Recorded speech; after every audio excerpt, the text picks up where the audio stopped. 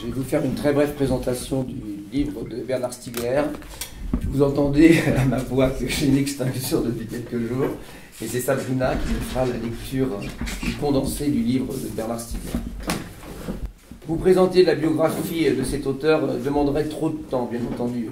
Je vous donnerai seulement quelques éléments. Bernard Stiegler est né en 1952 et est mort récemment en 2020. Condamné en 1978 pour plusieurs braquages de banques, il a étudié la philosophie en prison, puis est devenu docteur de l'EHESS, c'est-à-dire l'École des hautes études en sciences sociales. Il a enseigné dans plusieurs universités en France et à l'étranger et a publié de nombreux ouvrages. C'est lui qui a fondé l'association Ars Industrialis, dont il a été le président. On peut trouver d'ailleurs sur Internet, sur le site du même nom, l'héritage laissé par cette association, qui est très riche, sous forme de cours, de débats, de séminaires, de vidéos, etc. C'est l'association du nom d'Époquet qui lui a succédé, et elle publie actuellement ses contributions sur un blog du site Mediapart. Juste pour information, Barbara Stiegler, professeure de philosophie à l'université Bordeaux-Montaigne, est autrice de plusieurs ouvrages, et elle est sa fille. Dans sa préface, Bernard Stiegler précise que son livre a été conçu comme un instrument en vue de mener des luttes, et d'abord contre la bêtise, par la pratique d'une thérapeutique qui permet de renverser la bêtise en savoir, tout en posant en principe premier que ce livre lui-même ne peut en aucun cas échapper à la bêtise et doit donc être pratiqué comme un pharmacone, c'est-à-dire mis au service d'inventions thérapeutiques. C'est en gardant cela à l'esprit que pourraient être reçues les critiques faites à la pensée de gauche, aux intellectuels comme aux partis et syndicats, qui émaillent le propos de l'auteur. Aussi bien le débat qui suivra ne devrait pas porter sur le livre lui-même, mais sur la thématique de la soirée.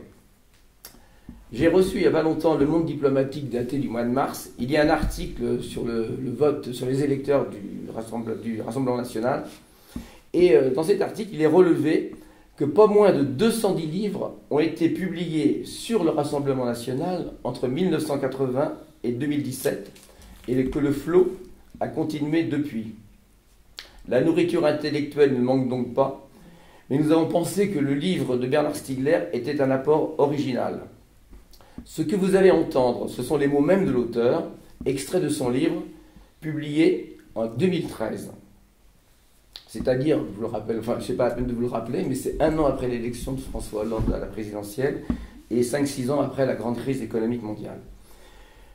Nous aurons donc tenté de restituer l'articulation de sa pensée, tout en ayant conscience de la perte de substance par rapport à un texte de 367 pages, suivi d'un vocabulaire de 70 pages, établi par Victor Morin. Si vous voulez le consulter, je tiens à votre disposition. Voilà, maintenant je laisse la parole à Sabrina pour environ 35-40 minutes, et il y aura une pause, à l'issue de cet exposé, et on reconfigurera la salle pour que ce soit plus favorable au débat. Un petit peu d'indulgence. Je ne suis pas habituée.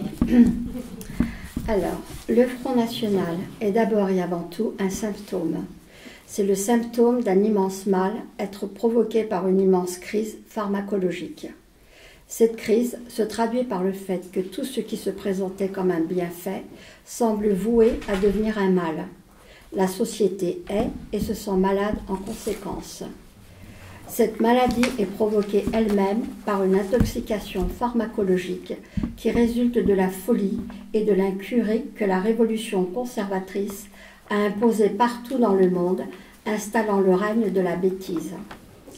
La pharmacologie du Front National est aussi ce qui consiste à analyser les raisons pour lesquelles, la plupart du temps, ceux qui prétendent combattre cette maladie et ses effets, en particulier sur les électeurs et les sympathisants du Front National, désignent ces derniers eux-mêmes comme des boucs émissaires et se dédouanent de lutter contre la bêtise, contre la leur en propre et contre ses causes, désignant en général dans ces boucs émissaires-là à la fois les représentants typiques et les causes de la bêtise de l'époque. Sortir de cette situation, c'est apprendre à penser autrement, pour trouver ce en quoi la souffrance qu'exprime le Front National ne fera que croître que les idées du Front National avec elle. C'est chercher et affirmer une alternative, et comme thérapeutique du dernier toxique du pharmacon, sous toutes ses formes.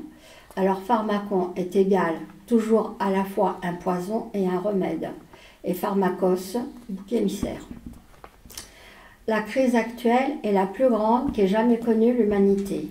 Elle affecte tous les êtres humains qui vivent sur la Terre.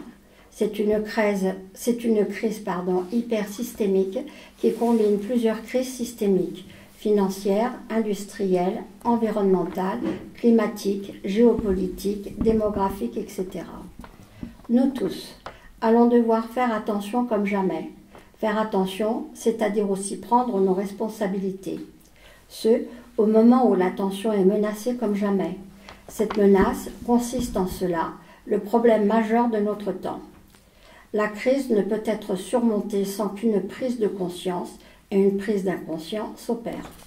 L'attention, dite profonde, est ruinée par une pathologie cognitive qui se traduit aussi bien par un dépérissement des facultés mentales et psychiques supérieures que par un manque d'attention, de prévenance, de civilité et de sociabilité, en général entre les générations. C'est là un sujet d'angoisse pour les parents, pour les éducateurs et pour tous ceux qui, parmi les ascendants, se sentent responsables de l'avenir, se savent encore responsables avant tout de l'avenir de la jeunesse. La menace contre l'attention est la dimension essentielle et spécifique de ce qui constitue une hypercrise. Et cet état de fait résulte de la domination sur l'économie mondiale d'un système spéculatif exploitant lui-même un système consumériste basé sur l'inattention d'obsolescence, la jetabilité, l'imprévoyance, le je m'en foutisme et l'incurie. Cette destruction et cette manipulation provoquent à la fois une immense souffrance et une paralysie des capacités critiques qui seules permettraient de les combattre. Ce dispositif de fascination qui tétanise et frappe d'impuissance la société tout entière et qui est en cela, en France, la cause majeure de la montée constante du Front National depuis 30 ans, est le stade le plus récent de l'idéologie qui a été installée par la révolution conservatrice comme mouvement politique international concrétisant la théorie économique ultralibérale promue par Milton Friedman. En cette année 2013, le nouveau mandat présidentiel, donc François Hollande, constitue pour ce gouvernement, comme pour chacun d'entre nous, une responsabilité exceptionnelle. Il est vraisemblable qu'un échec de cette politique, lors de la prochaine échéance présidentielle, conduirait en 2017 à une véritable catastrophe nationale, voire européenne. Ces responsabilités doivent s'exercer dans un contexte politique et idéologique telles que sont les idées politiques du Front National et non celles de la gauche qui sont aujourd'hui dominantes en France. Conféré, sondage de la Sofres pour Canal+, 37% des Français déclaraient le 2 mai 2012 partager ces idées pour l'essentiel. Cette population et sa jeunesse, ne croyant plus en personne ni en elle-même, abandonnent leur sort au bonimenteur du ressentiment, de Nicolas Sarkozy au Le Pen, en passant par Éric Besson. Les nouveaux responsables publics doivent prendre soin de cette souffrance sans la conforter dans les mécanismes du ressentiment qu'elle engendre inévitablement. Ils doivent le faire en s'interdisant explicitement et méthodiquement de jamais exploiter en rien ce ressentiment ou d'y céder de quelque façon que ce soit. Faute d'avoir le sentiment d'exister, il n'est pas possible d'être attentif aux autres, y compris aux siens, à ses concitoyens.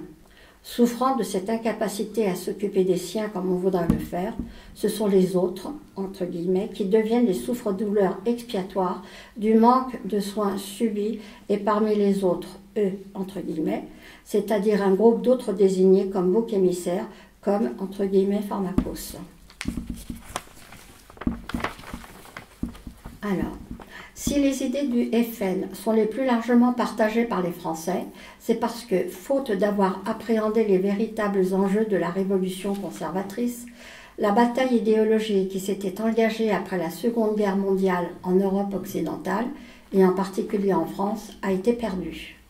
C'est parce que le monde du travail, entre guillemets, n'a plus vu en quoi les idées que défendaient ses représentants pourraient être aptes à lutter contre l'idéologie du capital, devenu massivement spéculatif et non plus entrepreneurial et d'investissement, que les producteurs, salariés aussi bien que les petits artisans, petits patrons, petits commerçants et désormais agriculteurs, ont fini par une grande part d'entre eux par se rallier aux idées du Front National au lieu de se rassembler pour lutter contre les effets de cette idéologie et de son hégémonie exercée à travers les technologies de captation de l'attention.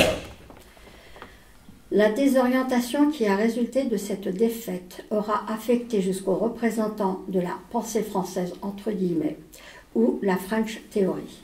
Cette réélaboration aura été prise de vitesse par les effets de la crise et pour une part, elle aura même servi les intérêts de la révolution conservatrice en accentuant l'état de choc qu'aura systématiquement recherché et cultivé la mise en œuvre de l'idéologie ultralibérale conférée choc doctrine, entre guillemets.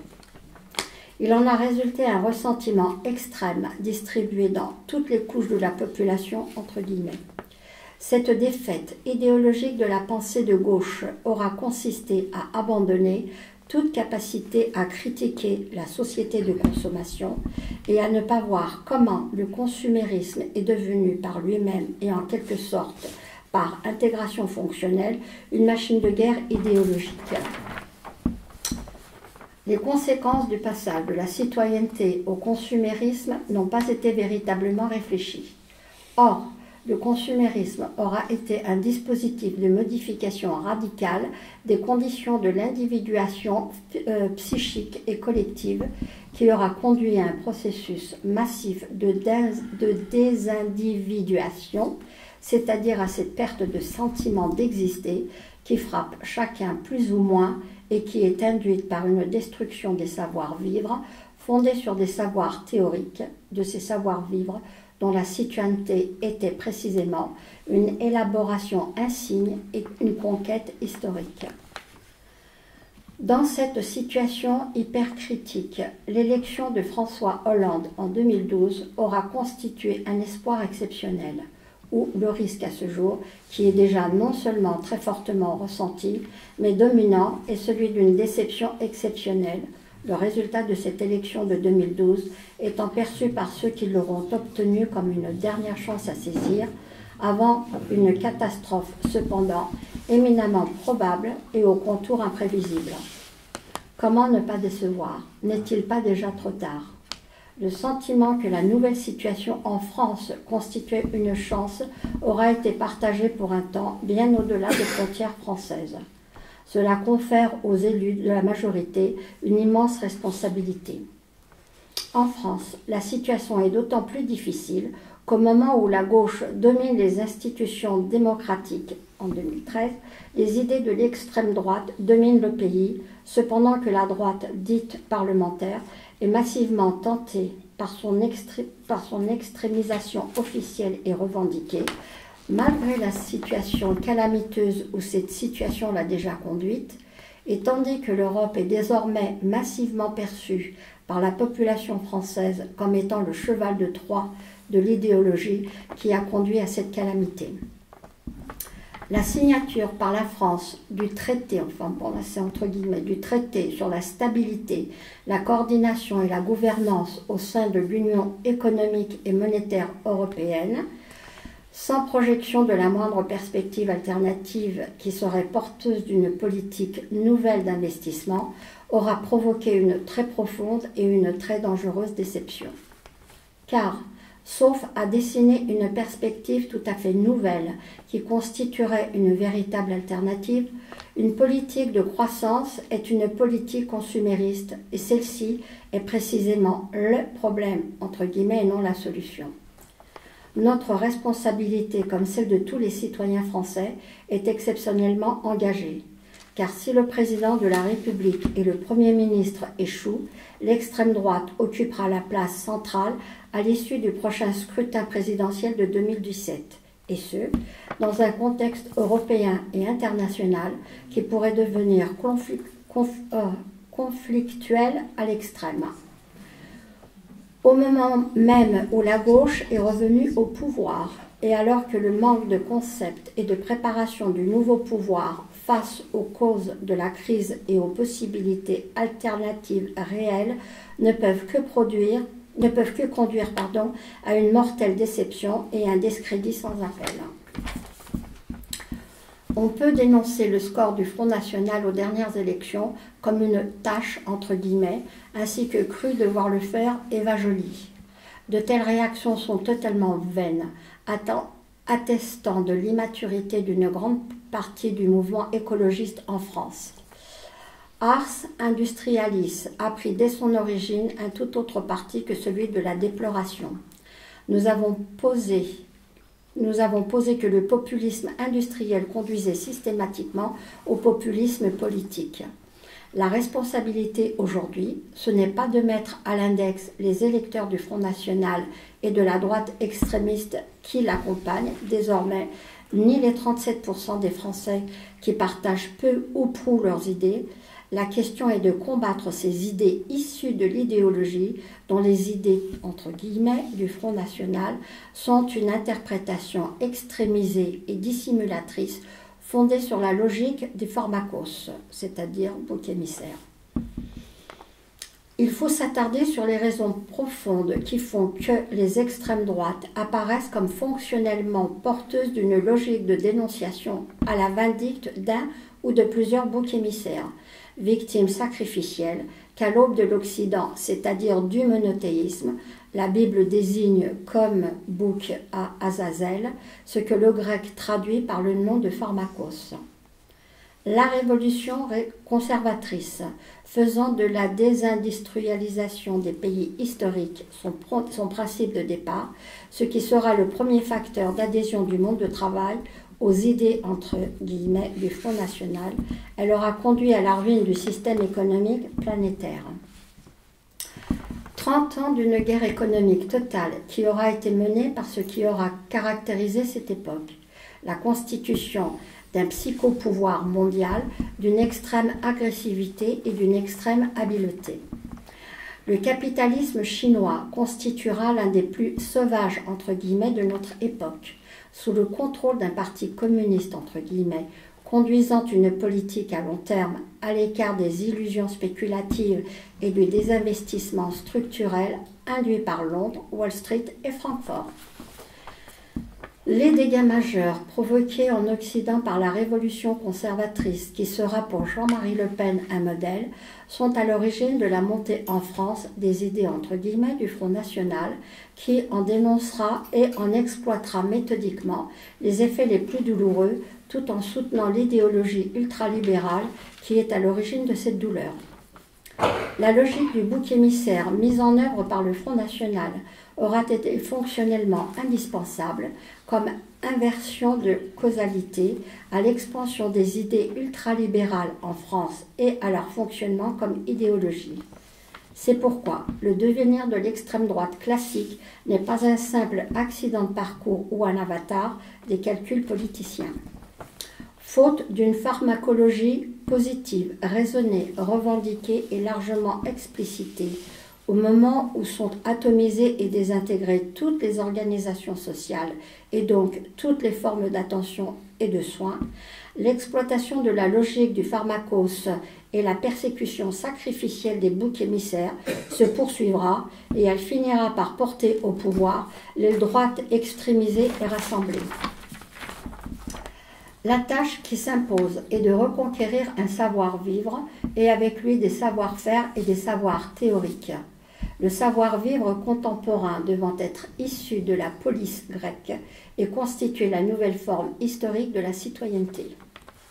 L'inversion des valeurs positives que généraliseront les néoconservateurs provoquera l'immense souffrance, aussi bien physique que psychique, à travers 1000 maux sociaux dont les belles âmes dénient généralement la réalité en s'aveuglant elles-mêmes hystériquement sur leur propre souffrance qui conduira tant de Français à partager les idées entre guillemets du Front National. La tâche historique de la gauche en France est de surmonter le blocage. S'élever et mener le combat contre la régression ne peut être mené qu'avec les générations qui doivent en devenir actrices et responsables. Ce chemin doit conduire à la négociation d'un contrat intergénérationnel, conditionnant et formant la base d'un nouveau contrat social entre les partenaires sociaux. Engager une telle politique intergénérationnelle, c'est lutter contre la déformation et l'attention et la destruction des rapports entre les générations qui aura constitué l'élément central et ravageur du modèle consumériste conservateur. Ce ne sont pas les électeurs du Front National, eux qui auront fait son score, entre guillemets, dont ils sont responsables, qui sont une tâche, entre guillemets, dans l'histoire de la France. Ce sont les militants et les représentants politiques qui y auront failli depuis 40 ans. Cette tâche, entre guillemets, est cependant indélébile. Personne n'aura jamais pris soin des électeurs du Front National et de leurs souffrances, ni l'extrême droite, ni le Parti communiste, ni la social-démocratie. En lieu et place, certains ont cru et croient encore devoir faire à gauche des concessions à l'idéologie sécuritaire et ou identitaire, voire faire écho à des tournures de langage et des façons de penser xénophobes, cependant que pour la droite sarkozyste, cette lâcheté fondamentale sera devenue la norme. C'est dans ce contexte général de désymbolisation que la question de l'intergénérationnel se pose comme un enjeu planétaire et constitue une situation d'extrême urgence où les conditions de la formation, de l'attention étant partout compromises, l'enfance et l'adolescence sont mises en danger dans le monde entier par la désymbolisation telle qu'elle induit notamment la régression de la communication linguistique intrafamiliale. La pratique du langage est devenue approximative, paresseuse et finalement profondément vulgaire chez chacun d'entre nous.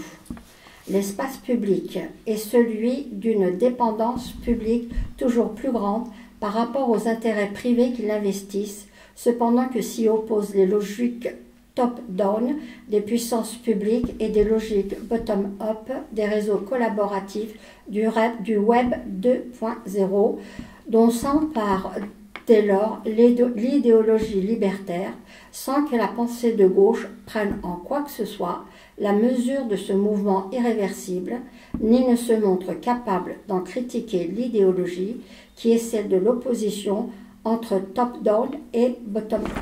C'est pas l'idéologie libertaire, c'est libertarienne en fait. Ah bon. Libertarienne. Eh bien écoute.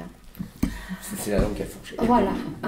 Dans l'esprit de l'idéologie allemande, Marx, Engels, 1845-1846, nous soutenons que la seule façon de combattre l'idéologie néoconservatrice, c'est de créer des conditions matérielles nouvelles induisant une nouvelle vie des idées. La subsistance sans l'existence, c'est ce que l'on appelle la misère. Et cette misère est précisément ce dont souffre le prolétariat, comme le dira le manifeste de 1848, comme en souffrent aujourd'hui encore et peut-être plus que jamais nombre de nos concitoyens qui croient pour cela qu'ils partagent les idées entre guillemets du Front National dans la révolution conservatrice après le progrès social et ah non, là je me suis trompée, Front National, point. Alors, dans la révolution conservatrice, le progrès social est prétendu impossible parce que devenu incompatible avec le progrès technique, avec lequel il est donc mis en opposition intrinsèque. Les compromis négociés au XXe siècle, d'abord dans le sillage de la crise de 1929, puis en France, par le Conseil national de la résistance à la libération, auront amodié cette opposition entre capital et travail. Le fascisme, les idées entre guillemets du Front National et la révolution conservatrice sont des avatars de l'idéologie telle qu'elle conduit inévitablement, enfermée comme elle est dans l'empêchement de penser en quoi elle consiste, au gouvernement le gouvernement par la bêtise. Les idées du Front National, que 37% des Français partageaient le 2 mai 2012, sont en effet induits par l'idéologie de la révolution conservatrice, tel qu'il consiste avant tout en une destruction de la puissance publique et avec elle des dispositifs de formation de l'attention et des systèmes sociaux et tels que, pour une très large part, la pensée de gauche, entre guillemets, aura légitimé cette idéologie, conduisant en cela à des politiques de gauche, entre guillemets, absolument catastrophiques. Ce sera particulièrement vrai en France avec le ministère Allègre qui conduira Lionel Jospin à la déconfiture bien plus certainement que la candidature souverainiste entre guillemets de Chevènement. Et de cette double bérésina, on peut douter que la gauche, et non seulement Jospin, ait encore tiré la moindre leçon. Depuis qu'en 2008, l'illusion néoconservatrice s'est effondrée, elle a commencé idéologiquement à inverser et maquiller ses discours. C'est le sens historique du remplacement de Le Pen par sa fille, qui tente en conséquence d'effacer le souvenir du Reagan français, entre guillemets. La puissance publique cultivait ce que l'on appelle des externalités positives, c'est-à-dire des activités nécessaires à l'économie, mais nécessairement hors marché. Adam Smith affirmait cette nécessité en 1776. De la guerre mondialement menée contre les puissances publiques résulte une opération de liquidation méthodique et argumentée de l'État et de ses institutions, dont l'école publique, qui sera conduite en s'appuyant sur la choc doctrine, entre guillemets. En fuyant la tâche du travail théorique, qui exige de profondes mises en cause, la pensée de gauche, entre guillemets, sème le trouble, provoque non seulement le désarroi, mais l'amertume et le ressentiment qu'elle-même cultive souvent à l'endroit d'elle-même et du monde contemporain et contribue à une catastrophe prochaine. L'idéologie est d'abord ce qui s'exerce comme croyance en elle, de ceux qui en tirent profit, et c'est pourquoi, la plupart du temps, il n'y a là aucune mauvaise intention, entre guillemets. C'est également pourquoi les critiques morales sont sans aucun effet. En 1970 et 2013, le capitalisme monopoliste d'État a laissé place au capitalisme financiarisé qu'absolument aucune théorie sérieuse ne permet de combattre aujourd'hui. Et c'est évidemment dramatique. C'est pourquoi la gauche au pouvoir fait face à au moins 37% de potentiels électeurs du parti lépéniste. L'oubli de la question initiale de l'idéologie allemande aura finalement conduit à un vaste mouvement de retraite et finalement à une immense désertion, et ce, par les acteurs et représentants de toute la gauche, suivant en cela la plupart des intellectuels de gauche, entre guillemets. Le périmètre de la justice sociale a ainsi été restreint au terme de l'échange salarial, c'est-à-dire à des quantités de temps et d'argent. Alors, il s'agit de surmonter l'antinomie déterminante qui a déchiré pendant 2 siècles la culture socialiste. L'élimination de l'aliénation n'est-elle possible qu'à l'extérieur de la société industrielle, dans les marges laissées libres par un système de travail prédéterminé ? La défense du pouvoir d'achat s'est faite en abandonnant la question du travail aux conditions dictées par la rationalisation entre guillemets. Le modèle consumériste a désormais lui-même atteint ses limites et c'est ce que la social-démocratie, tout aussi bien que la gauche dans son ensemble, ne parviennent pas à comprendre.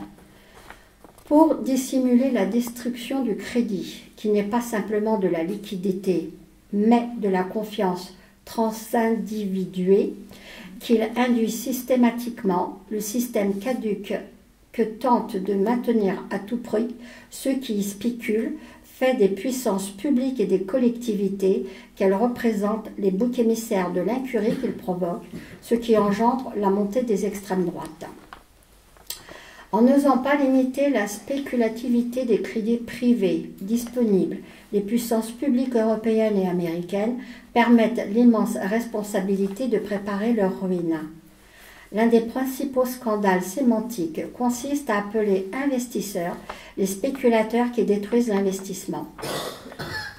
Le sentiment d'impuissance et d'incapacité à faire, le sentiment de cette incurie est la cause première du fait que 37% des Français partageaient les idées entre guillemets du Front National au mois de mai 2012.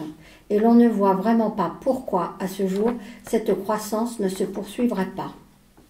Toutes les politiques privées, sous la pression des lobbies et des corps intermédiaires, des syndicats patronaux aux syndicats ouvriers, en passant par les associations et les corporations, s'accordant sur les restes du compromis fordiste entre guillemets, continuent de défendre ce modèle caduc et sont par structure hostiles au processus de déprolétarisation.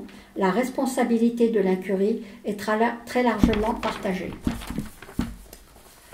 Tous les Français savent, plus ou moins confusément, que le monde qui apparut au XXe siècle est en train de disparaître.